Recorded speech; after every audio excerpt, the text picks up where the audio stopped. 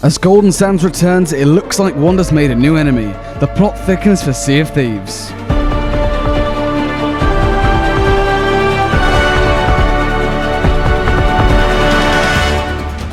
Let's kick things off with Golden Sands. In the latest patch that fixed a bunch of bugs in the Legend of the Veil and prepared the game for the adventure launching next week, Golden Sands has now been returned to normal. To commemorate it, they've decided to rename the outpost to New Golden Sands, hence because it's just been rebuilt. In the patch notes they state, however, the Pirate Warden Golden Sands traders will not stop there. Their plans to protect the island from future threats mean that more changes will emerge over time. So all of the changes that we currently see for New Golden Sands, they are only essentially temporary. Eventually all get cleared away, and we're hopefully going to see this island become very fortified. The scars of the battle do still remain, and you can still use the cannons and all of the enforcements on the outer skirts of the island. It seems the Hunter's Call have been helping rebuild, as the bridges have Hunter's Call emblems on it, the cranes which they're using to rebuild those. All of the NPCs don't actually have any new dialogue, which is very surprising. It's literally just been gone completely back to normal. I would have thought their dialogue would be completely and utterly revamped. Over in the Pirate Emporium, the dog is now back. That dog is never going to go. It is an incredible meme in the community, obviously after it was left there during Shrouded Island, so we could see the window through it. I am a bit disappointed with this island that there aren't more changes. If I'm going to be honest, I was expecting a lot more. It's still in a semi-destroyed state, but the trouble with the whole Shrouded Islands thing was in the first place Golden Sands wasn't that destroyed. It was more just taken over and preserved. Like armies taking over countries. They don't destroy them because then there's nothing left for them to rule. Just like here, there's loads left. They haven't completely just taken it to hell. I hope that when we see the changes that they're talking about from the pirate will come into play, the outpost will be changing significantly. When we first sort of heard about the outpost was going to be destroyed, I really thought they'd just completely flatten the thing, and then it can be rebuilt in a really cool way, or if the Reapers win, it could have been repurposed. This, it's cool, the barricades are still there, you can see some history of destruction, but it does just feel like the same outpost, like they have just flicked a switch. When they first released Shrouded Islands, my instant thought was that you can tell that this hasn't been destroyed, you can tell that this has almost been manifested, it's been staged, you can see that the destruction has been put there. The destruction should look natural, which it didn't. There were some fires placed around the place. You could tell that this wasn't natural. And of course, it's never going to be. We know that this is obviously a game and it's being developed. But they should at least have tried to make it look a bit more like it actually happened, as opposed to just sort of having some dig tools and then placing a few holes, a couple of fires, and literally not doing anything to the buildings. I was quite disappointed when I first saw it, as I say, especially in the interview when they're like, oh yeah, we're destroying this lovely outpost. They didn't really destroy it. They had a few barricades, some fires, and knocked a couple trees down. It wasn't much. Destroyed would be the buildings in ruins. The tavern literally caved in. That didn't really happen. Now moving on to some of the more interesting world changes. In this update, Wanda's hideout has been updated, and as I mentioned at the start, it looks like Wanda has made a new enemy. If you go inside, there are a number of changes, starting off with the rock painting of the Flameheart logo has been squiggled out. You can see other Flameheart logos that have also been sort of rubbed out, almost literally with a rub. I don't know how that's happened.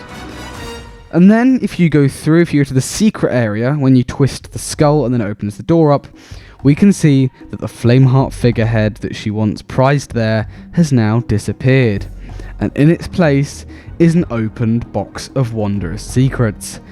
Now in Heart of Fire, any open box of Wondrous Secrets that we saw was just empty, but this one is still full. For the first time ever, we can see what's in the box of Wondrous Secrets. The thing that we've always wanted, the thing that corrupted Stitcher Jim, the thing that everyone has questioned. This is what is inside. And it's just some star soup that they've taken from the tunnels of the damned.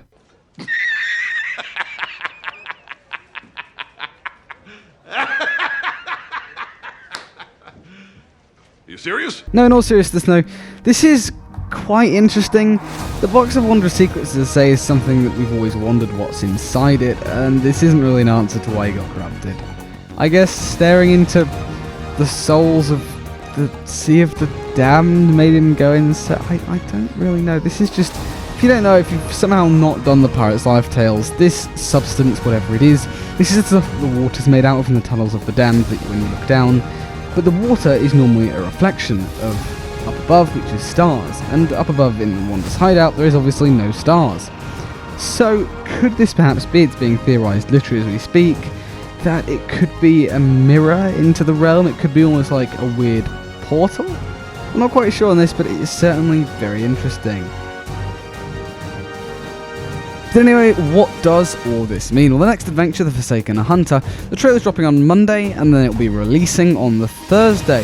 So perhaps we could be seeing Wanda, perhaps not in this one, but maybe a future adventure. They don't just update the world for nothing, just to account for her new allegiance to the Dark Brethren, because as we found out in the Dark Brethren tale and the subsequent lore following, that she fell in love with Flameheart, and then Flameheart essentially rejected her and laughed in her face, which is why she joined the Dark Brethren. So it's no wonder that she's a bit salty, it's no wonder that she's trying to cut him out of her life. Yeah, she's just got some relationship issues. Wait a minute! Can we appreciate for a second, all of the Sea of Thieves villains just have really bad people skills?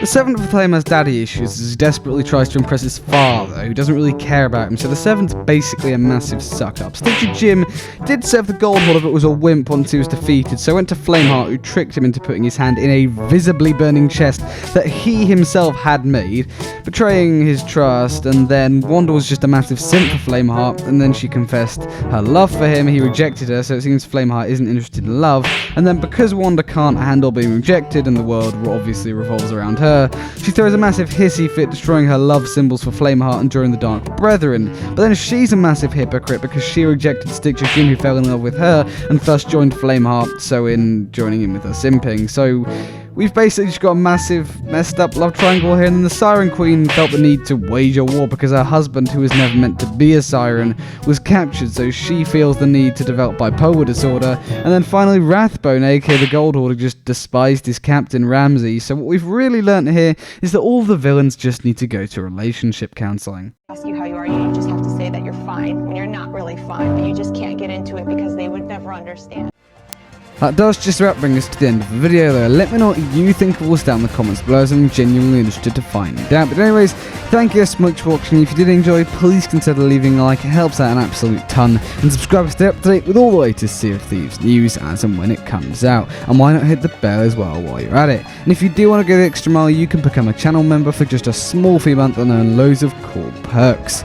But anyways, apart from all that, thanks for watching and I'll see you later.